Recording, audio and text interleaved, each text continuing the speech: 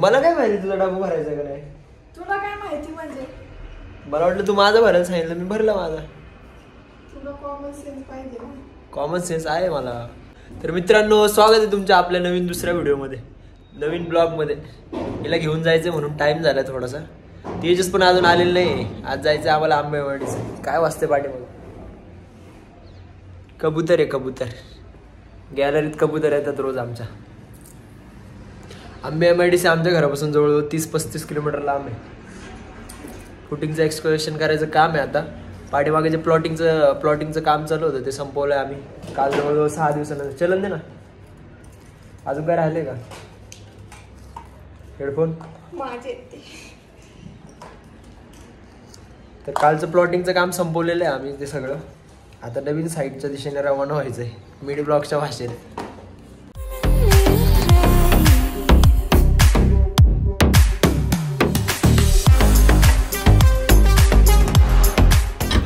ही आहे आमची सोसायटी. सकाळी सकाळी लोक फिरतात आहे निवांत. सकाळ कसली 9 वाजले तरी लोकांच्या आंघोळ्या नाही. आम्ही बिचारे रोज सकाळी लवकर उठून साईडवर जायला लागते. आज जरा लांब जायचंय. ट्रान्समिशन ऑइल हीट झालेलं आहे. आता थोडंसं क्लिनिंग वगैरे करायला लागणार आहे मशीनचं. तर संध्याकाळी करू आता निवांत वेळ भेटला की. गाणं लावतो मस्तपैकी. गाड्यांशिवाय ऑपरेटरचं आयुष्य अधुरं आहे. या लोकांना काय कळणार आहे? गाण्यांशिवाय काम करायला मज्जाच नाही. गाणे ऐकत ऐकत काम करायची मज्जाच वेगळी असते. एक मिनिट जरा मी कॅमेरा व्यवस्थित धरतो. प्रॉपर दाखवते तुम्हाला. रोज एवढी ट्रॅफिक राहते रोज. आता या सिग्नल तर असलाय आमचा, कुणी पाळतच नाही. झालं कुठला सिग्नल कधी सोडून देतात.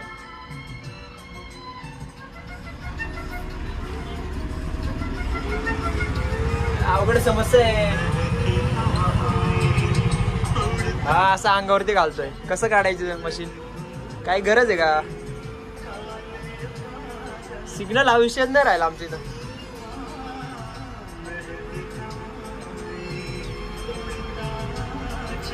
असं ट्रॅफिक लागल्यावर कधी पोहोचणार मी 30 किलोमीटर लांब?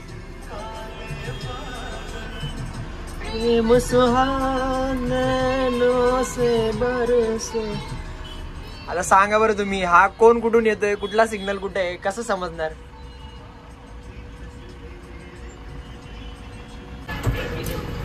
थोडा वेळ प्रवास केला. प्रवास म्हणजे थोडस पुढे आलो. हा मशीन दिसते ना हवाला. हा भाई मला ओव्हरटेक करून मला बघण्यासाठी, म्हणजे आपल्या मशीनला बघण्यासाठी थांबला होता. ठीक आहे म्हणलं, त्याची इच्छा नको म्हणून. टाइम झाला होता, त्याला नको नाराज करायला म्हणून थांबलो. मित्राचंच मशीन आहे माझ्या तसं ते. नाराज नको करायला म्हणून थोडा फोटो वगैरे काढले, त्याच्यासोबत गप्पा मारले. त्याला पण मस्त वाटलं. भारी वाटतं असं कुणीतरी अनोळखी माणसांनी ओळख दिली ना, मस्त वाटतं असं. हे सगळे इंस्टाग्रामची कृपा आहे. इंस्टाग्रामचे म्हणण्यापेक्षा तुमच्या सगळ्यांची कृपा आहे. तुम्ही सगळ्यांनी, मी जे कॉन्टेंट टाकतो, रील्स टाकतो, मिनी ब्लॉग्स टाकतो, त्याला सगळेजण एवढं प्रेम देतात ना. रोज संध्याकाळी घरी गेलो का बघत असतं कुणी काय केलंय, कुणी मेन्शन केलंय. बारीक बारीक गोष्टींवरती लक्ष असतं माझं. त्याला पण जवळजवळ 30-35 किलोमीटर लांब जायचंय. तो सांगत होता मागाशी मला. आम्ही भेटल्यानंतर सांगत होता मला, दादा मेरे को भी अभी 30 किलोमीटर दूर जाने का है, लेकिन आपका मैंने मशीन देखा और मैं रुक गया. त्यांनी मला ओव्हरटेक केलं. म्हटलं हा एवढा का फास्ट चाललाय? मला ओव्हरटेक करून पुढे मशीन थांबवलं. भाई रुको रुको रुको. अरे भाई रुकताय. कॉन्क्रीटच्या रोडला आहे ना, कॉन्क्रीटच्या रोडला मशीन चालवायची इच्छा होत नाही माझी. तर एवढा त्रास होतो ना कॉन्क्रीटच्या रोडला. रनिंग म्हणजे असं कव्हरच होत नाही. थोडंसं एक्सलेटरवरती पाय दिला की लगेच मशीन पुढून उचलायला चालू होतं. आणि त्याच्यात बाकीचे ओव्हरटेक करणारे, आमचा रोड असा आहे एकतर लगेच ओव्हरटेक करणारे भेटून जातात. ओव्हरटेक करणारे थांबत पण नाही, नुसतं हॉर्नवर हॉर्न मारत राहतात. स्कूट्यावरच्या बायांची एक भीतीच वाटते मला. कधी कुठून कोण कसा घुसेल सांगताच येत नाही. बरेच वर्ष झाले, 4-5 वर्षापूर्वी आम्ही इथून असं चाललो होतो. संध्याकाळी नाईटला काम चालू होतं आमचं. एक स्कूटीवाले बाबा आहे ना आपल्या, आधी मी दुसऱ्याच्या मशीनवरती कामाला होतो. कॅटरपिलरचं मशीन चालवायचो मी. त्या कॅटरपिलरच्या मशीनमध्ये पुढच्या बकेटमध्ये ना डायरेक्ट लोडरमध्ये एक बाबा येऊन घुसला होता स्कूटीने. तेव्हापासून हे स्कूटीवाले आहेत ना, यांच्यापासून लय जपून चालवतो मशीन मी.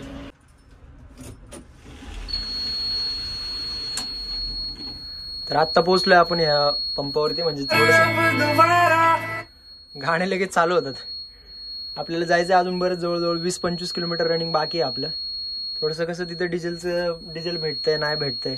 आणि हा BS4 मशीनचं एक लक्षात ठेवा, ज्यांचे जे ऑपरेटर असतील किंवा ज्यांच्याकडे BS4 मशीन आहे, मशीनला इंजेक्टर सिस्टीम आहे आपल्या. जोपर्यंत आपली फ्यूल इंजेक्टरची मोटर बंद होत नाही तोपर्यंत मशीनला सेल्फ मारायचं नाही, स्टार्टर मारायचं नाही. तर स्टार्टर मारलं तर इंजेक्टर ओढू शकतात आपले. ही काळजी सगळ्यांनी घ्यायची आहे. ठीक आहे, आता डिझेल टाकायचं होतं मला. जेवढं पाहिजे तेवढं डिझेल टाकलेलं आहे आता मशीनमध्ये. आणि आता परत पुढचा प्रवास चालू करायचा आपल्याला. काका मात्र मस्त गायच्या परत ताव मारतात. ते नका खात जाऊ, चांगले नसते शरीरासाठी. चला करू, थांबून चालणार नाही. जो थांबला तो पाठीमागे राहिला. मेहनत पण करायला लागते रोज. सकाळी उठायचं आणि कामावर निघायचं. मला खरं तर आता व्लॉगिंगसाठी माईक घ्यायचा होता. बऱ्याच ठिकाणी चौकशी केली मी. आता येताना पण चौकशी केली एका ठिकाणी. एक मोबाईल शॉपी होती छोटीशी, तिथं विचारलं मी, मला काय माईक अजून भेटला नाहीये. आदित्यने मागवलंय माझ्यासाठी माईक. आदित्य कधी आणून देतोय. आदित्यच्या मामाची गावची यात्रा आहे. आदित्य 2-3 दिवस झाले तिकडे जाऊन बसलाय. एक मिनिट, मला जरा बूम वरती घेऊ द्या. ब्रेकर आहे पाठीमागं, त्याच्यामुळे लोड येतो मशीनवरती. बरेच जण लोडरमध्ये ब्रेकर ठेवतात, पण लोडरमध्ये ब्रेकर ठेवलं की जेवढं आपल्याला रनिंग आवरायचं आहे, म्हणजे रनिंग कव्हर करायचं तेवढं होत नाही. मशीनला स्पीड भेटत नाही. पाठीमागच्या बकेटमध्ये ब्रेकर ठेवलं की जास्त ग्रिप भेटते असं मला वाटतं. टायरला जास्त ग्रिप भेटते. ज्यावेळेस मी 6 वर्षापूर्वी चाकणमध्ये राहायला आलो होतो किंवा चाकणमध्ये कामासाठी आलो होतो ना, त्यावेळेस ह्या साईडला इथं काहीच नव्हतं. कंपनी नव्हती, काही नव्हतं. पावसाळ्यात जर तुम्ही इथं आले ना, बघण्यासारखा नजारा असतो इथं. भामचंद्र डोंगर म्हणून तो वाला डोंगर, एवढा मस्त नजारा असतो ना, एकदम स्वर्ग. तुकाराम महाराज, संत तुकाराम महाराज जे आहेत, त्यांनी ह्या डोंगराच्या तिथं बसून गाथा लिहिली होती असं म्हणतात. आता मलाही बऱ्यापैकी माहित नाही, कारण इथले जे प्रॉपर लोक आहेत, ज्यावेळी म्हणजे असं काम वगैरे करायला आलो की लोक सांगत राहतात तिथं तुकाराम महाराजांनी गाथा वगैरे लिहिली होती.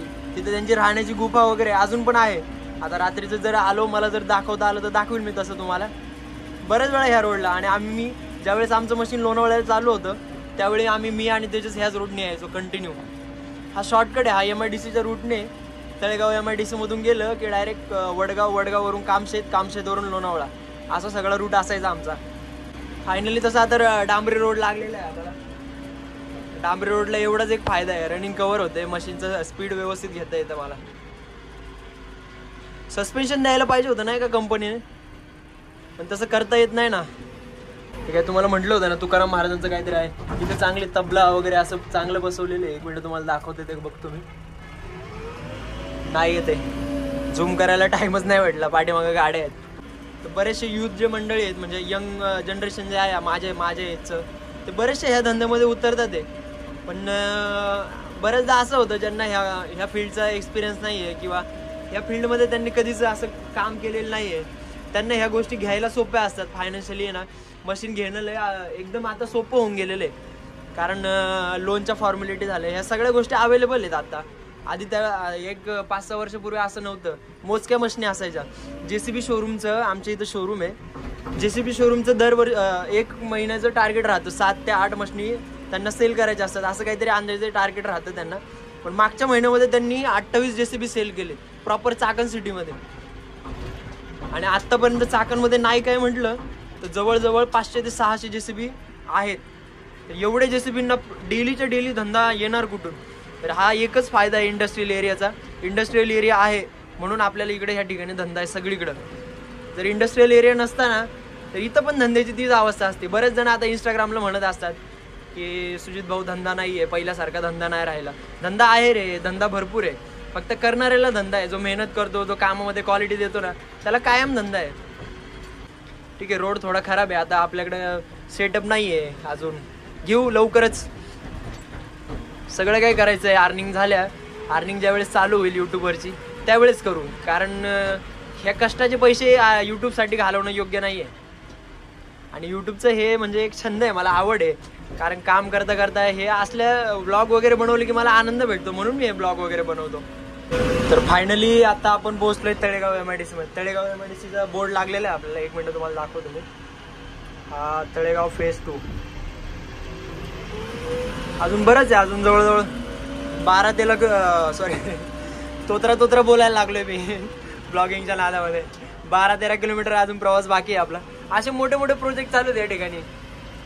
बघा ना, जवळजवळ ज्यावेळेस आम्ही लोणावळ्याला जात होतो ना, लोणावळ्याला काम चालू होतं आमचं, त्यावेळी या ठिकाणी जवळ 50 ते 60 पोकलेन होते. अजूनही त्यांची क्वांटिटी वाढलेली आहे. आता बरेच कामं वाढलेली आहेत तिथं. 5वा टप्पा जाहीर झाला ना, बोर व्हायला लागले, थोडेसे गाणे लावले पाहिजे.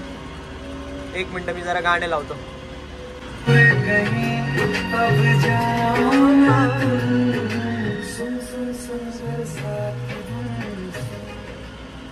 नवीन सिंगर झाले, जुबिन नौटियाल झाला, परत अरिजित सिंग झाला. हे सिंगर चांगले आहेत, पण उदित नारायण, कुमार सानू, अलका याग्निक, अनुराधा पडवळ झाले, परत राहत फतेह अली खान, हे यांच्यासारखे सिंगर, यांच्यासारखे गाणे परत कधीच होऊ शकत नाही. तो काळ परत होणार नाही. आत्ताच्या जनरेशनला नाही कळणार ते. आणि जर जुन्या गाण्यांचा जर जुने गाणे कोणी जपले असतील ना, एक ट्रक ड्रायव्हर, JCB ऑपरेटर आणि ट्रॅक्टर ड्रायव्हर, हे अशी 4-5 मोजकी मंडळी आहेत ज्यांनी ना खरं तर त्या जुन्या गाण्यांचा वारसा जपलेला आहे.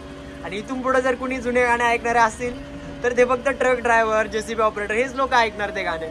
ते गाणे असे होते की ते गाणे आपल्याला रिलेट करता येतात ते गाणे. तसं या नवीन गाण्यांचं नाहीये. त्याच्यात भावना असतात. त्या जुन्या गाण्यांमध्ये आहे ना काहीतरी असं इमोशनच आहे त्या गाण्यांमध्ये, वेगळं आहे, मज्जा आहे ते ऐकायला. दिवसभर जर ते असे ओल्ड सॉन्ग लावले ना, 90sचे गाणे लावले ना, दिवस असा सहज निघून जातो, सहज. आपल्याला असं कळत सुद्धा नाही आपलं अजून किती काम बाकी आहे. ते गाणे ऐकायचे, दिवसभर काम करायचं, असं सहज दिवस निघून जातो आमचा तरी. बघा ना, मी तुम्हाला मगाशी सांगितलं होतं की चाकणमध्ये आतापर्यंत 28 ते 30 मशीन आल्यात मागच्या 1 महिन्यामध्ये. 1 मिनिट, अजून एक मशीन आलेलं आहे, नवीनच आहे. आय थिंक नाही काय म्हटलं, त्याचे एक 15-20 तरी तास झाले असतील. आणि लोडरचा कलर सुद्धा गेलेला नव्हता त्या मशीनचा. एवढ्या मशीनची क्वांटिटी वाढली आहे. प्रत्येक जण हाच धंदा करतोय आजकाल. डेव्हलपमेंट असं कधी कधी मला असं वाटतं ना, डेव्हलपमेंट हाच एक शेवटचा धंदा उरला युथसाठी. पण ठीक आहे, प्रत्येकाची आवड असते प्रत्येकाला. आता जसं मला आवड होते, तुम्हाला एक किस्सा सांगतो मी. मला एवढी आवड होती ना JCBची, मी जवळच 8वी-9वीला होतो त्यावेळेस माझे पप्पा आहे ना, म्हणजे पप्पांनी जवळजवळ 22 ते 23 वर्ष ऑपरेटिंग केली. त्याच्यानंतर त्यांना थोडंसं आजारी पडले होते, ते कॅन्सर झाला होता. पण ते आता बरे आहेत, बरे म्हणजे एकदम व्यवस्थित आहेत आता. पण मला एवढी आवड होती JCBची, मी घरातून पळून जायचो खास JCB शिकण्यासाठी. मग JCB शिकलो, JCBने काय मन भरे ना. मग पोकलेन शिकलो, पोकलेनवरून ग्रेडर शिकलो, ग्रेडरवरून 14 टायरपर्यंत गाड्या शिकलो.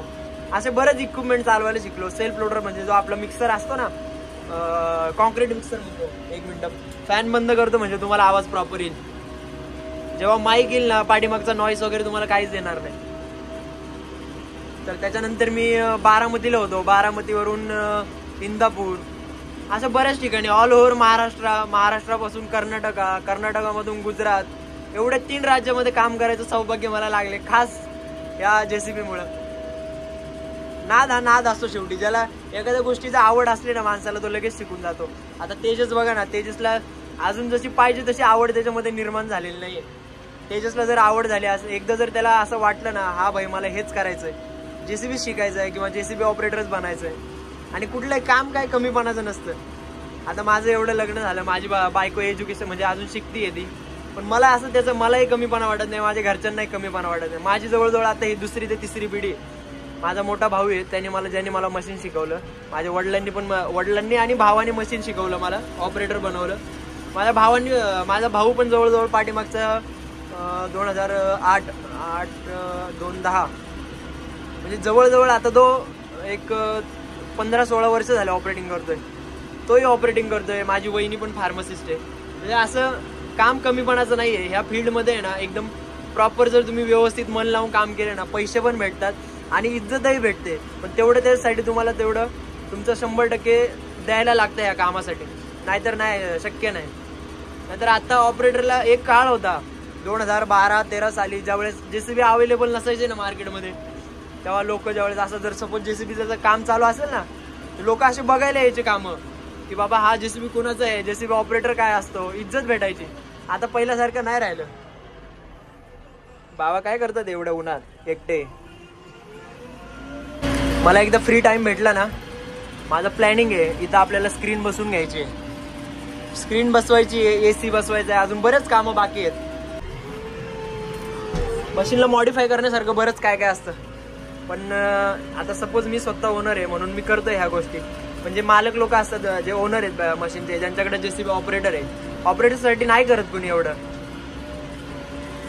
अरे AC बसवलं म्हणजे मशीन ॲव्हरेज कमी देणार, पण AC बसवलं म्हणजे ऑपरेटरला कम्फर्ट भेटणार ना. ऑपरेटरला कम्फर्ट भेटला की तुम्हाला जास्त काम करायचं असेल, ऑपरेटरला कम्फर्ट भेटलं की ऑपरेटर पण काम करणार तेवढ्याच पद्धतीने.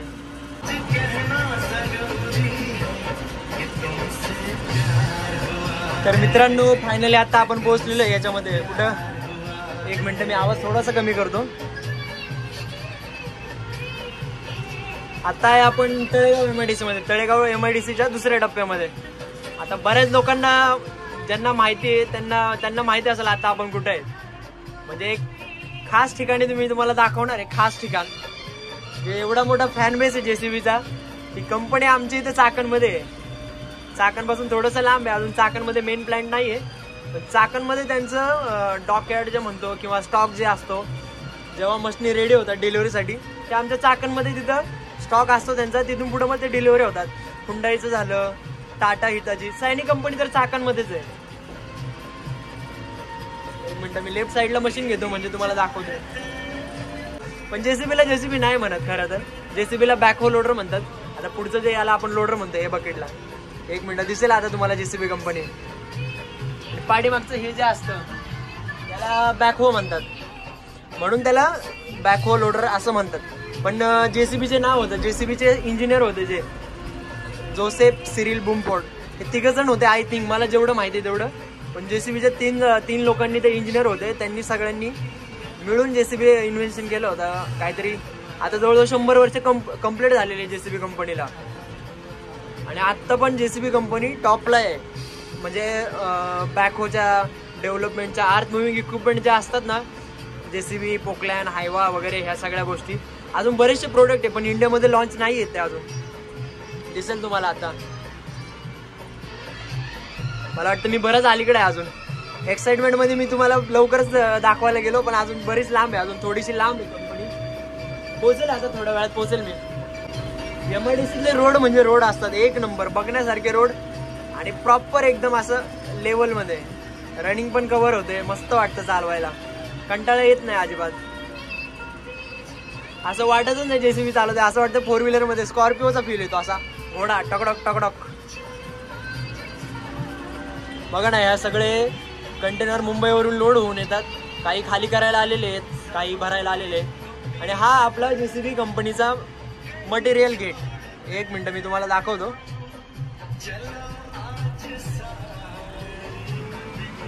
कार्गो काहीतरी आहे इथं. एक मिनिट, हा JCBचा मटेरियल गेट दिसेल तुम्हाला. मेन गेट पुढे आहे अजून, तो मेन गेट थोडासा पुढे आहे. आणि मेन गेट पासून जवळजवळ 1 किलोमीटर आतमध्ये गेलं की तिथून पुढं एंट्री, म्हणजे जिथं कंपनीमध्ये एंटर होतो ना, तो एंट्री गेट तिथं आहे. लांब आहे, रोडवरून एवढं दिसणार नाही, पण ही JCB कंपनी ह्या साईडला आतमध्ये. आता हे सगळे कंटेनर काही खाली करायला आले असतील, काही भरायला आले असतील. गरमी आज पण जास्त आहे, प्रमाणाच्या बाहेर गरमी आहे. काय नाही, उन्हाळा चालू झाला काय सवय लागलेली असते. आता एवढे 11 वर्ष झाले गरमी सहन करतोय विदाऊट ACचं. आता एवढ्या 1 वर्षाने काय होणार आहे. हा JCB कंपनीचा प्लॅन्ट आहे इकडं, दिसेल का नाही काय माहिती. हा इथून एंटर व्हायला जागा आहे JCB कंपनीचा प्लॅन्टमध्ये, मेन प्लॅन्टमध्ये. पण इथं असेंबल होतो JCB, इथं पूर्ण प्रॉपर जे हरियाणा, गुडगाव, हरियाणामध्ये, हा हरियाणामध्येच आहे बहुतेक प्लॅन्ट. हरियाणामध्ये ते सगळे पार्ट बनतात. तिथून मग काही पार्ट इकडे येऊन मग इथं असेंबल होऊन मग पुढे डिलिव्हर करण्यात येतात. डिस्ट्रीब्युटर असतात. आता आमच्या इथं चाकणमध्ये, पुणे जिल्ह्यामध्ये जवळ 2 हे आहेत डिस्ट्रीब्युटर आहेत, म्हणजे शोरूम जे आहेत. सिद्धार्थ म्हणून आहे, एक वाघोलीला आहे, एक चाकणमध्ये. नगरमध्ये गेले तुम्ही की नगरमध्ये तुम्हाला रत्नप्रभा म्हणून शोरूम आहे. अजून बऱ्याच ठिकाणी, नांदेडला वेगळे आहे. त्यांचे डिस्ट्रीब्युटर भरपूर आहेत असे. फायनली आपण आपल्या डेस्टिनेशनपर्यंत. बाबा थांबा, उडवाल मला. जवळजवळ पोहोचलेलं आहे. आता जरा तहान लागली होती, पाण्याची बॉटल घेतली एक मस्तपैकी. अरे इकडून काय रस्ता नाही, 1 मिनिट, इकडून काय रस्ता नाही, परत आहे त्या मार्गाने जाऊ आपण. आहे जवळच. आता येतं ते कॉन्ट्रॅक्टर, थोड्या वेळात येतील ते. आल्यानंतर काय परत काम चालूच करायचं आपल्याला. ही आपली ब्लॅक पर्ल थोडीशी खराब झाली आहे, 2-3 दिवसात तिला वॉश करून घेऊ आपण. 1 मिनिट, चला ओपन करू द्या हिला. ऊन पण एवढं आहे ना प्रमाणाच्या बाहेर. काळा पडलाय तुमचा भाऊ एकदम.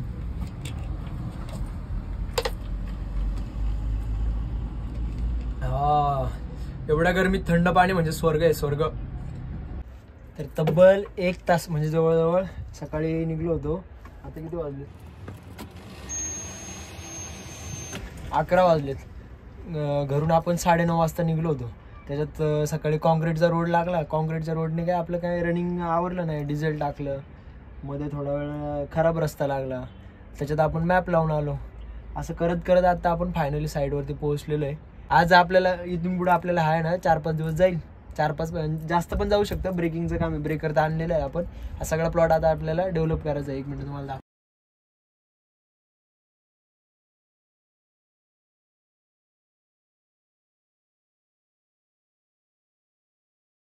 अशा मोठ्या साईड भेटल्या ना काम करायला काही वाटत नाही, मस्त वाटतं काम करायला. तेजस साहेबांचं कसं आहे, तेजसला काल संध्याकाळी लवकर आला घरी. तिथून पुढं मला जवळजवळ रात्री 11:30 वाजले घरी यायला. 11:30 वाजल्यानंतर मग घरी आलो, आंघोळ केली, जेवण केलं. मग रात्री मिनी ब्लॉग टाकायचंच राहून गेला. दमलो होतो बेकार, धूळ इतकी होती. घरी आलो, आराम केला थोडा वेळ. सकाळी लवकर उठलो, ऋतुजाला थोडंसं ड्रॉप केलं तिच्या बस स्टॉपपर्यंत आणि आता मस्तपैकी साईडवरती आलो.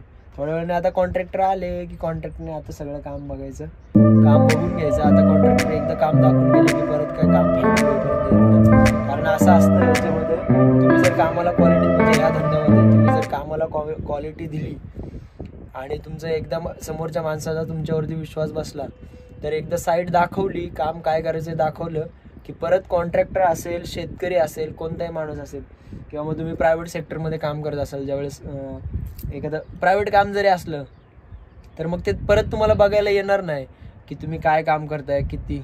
एक इमानदारीने काम केलं की परत फरक पडत नाही समोरच्या माणसाला. असा विश्वास बसायला पाहिजे. तेवढ्या विश्वासाने जर आपण काम केलं तरच ह्या धंद्यामध्ये तुम्हाला सक्सेस भेटू शकतं.